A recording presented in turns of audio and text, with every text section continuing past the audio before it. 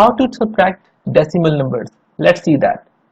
Let's suppose we are given a question 11.4 minus 9.73.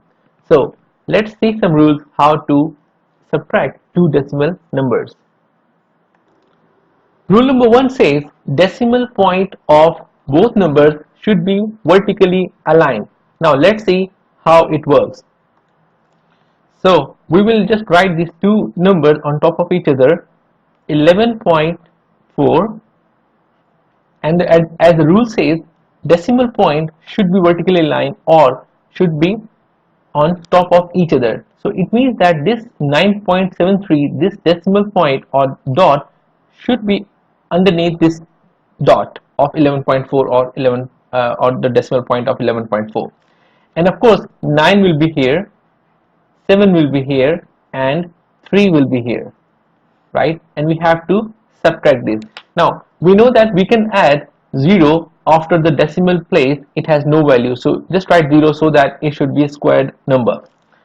Now because 3 is smaller than greater than 0, so it cannot be subtracted from the 0, so it means that it has to borrow 1, so it will be 10 and it will be 3. So 10 minus 3 is 7.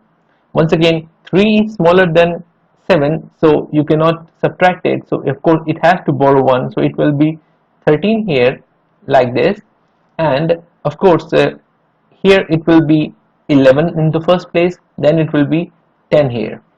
So 13 minus 7 is 6 dot, and then 10 minus 9 here is 1. So the answer is 1.67. So it means that when you subtract 11.4 minus 9.73, the answer is 1.67. Rule number 2 of the subtraction of two decimal places says order does matter. Now let's quickly have a look what this means.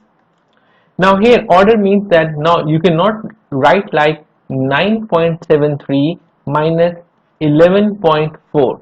It won't work like that, of course, because at this time if you try to do it, subtract it, it will be minus 1.67, and of course because minus you are subtracting 9.73 from 11.4, not you are subtracting 11.4 from 9.73, so there are two different things. It means that in the subtraction of the decimal places, order does matter. The order in which it is written really matters. You cannot alter the order. It means that the first number should be on the top and the second number after this minus sign should be underneath of the first number. Let's see another question. It says 4.61 minus 3.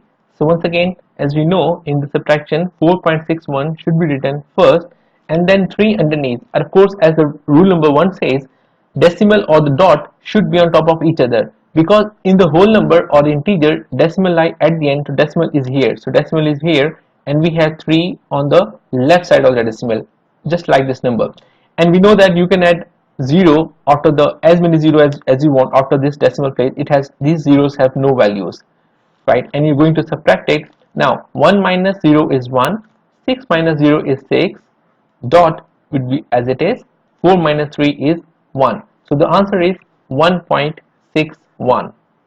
Let's see another question. It says 20.4 minus 20.399. So as per the rule, we'll write 20.4 first, and as we know, according to the rule, the second number decimal or dot should be underneath of the first number. So dot will be here, and then we have 20 on the left side, same as it is 20, and then on the right side we have 399.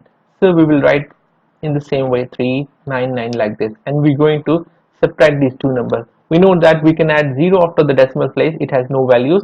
So now let's subtract it.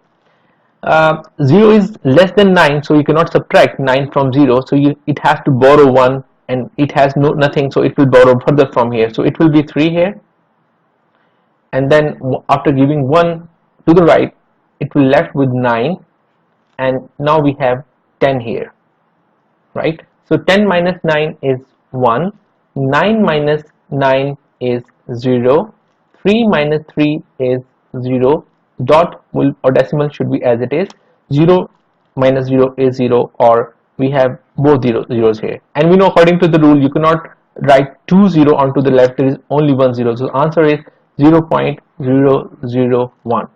So this is how you do the subtraction.